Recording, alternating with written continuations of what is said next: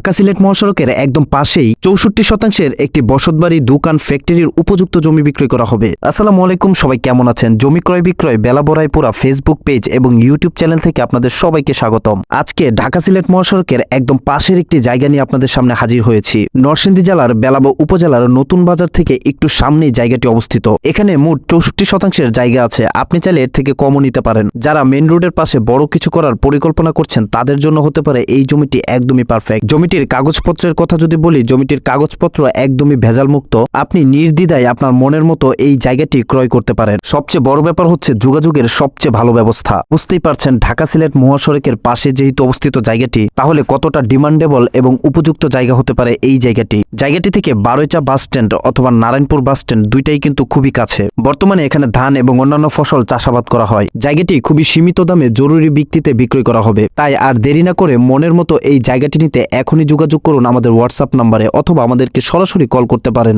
এবং বেলাব ও রায়পুরা উপজেলায় আপনার জমি বিক্রয় অথবা ক্রয় করাতে আমাদের সাথে যোগাযোগ করতে পারেন।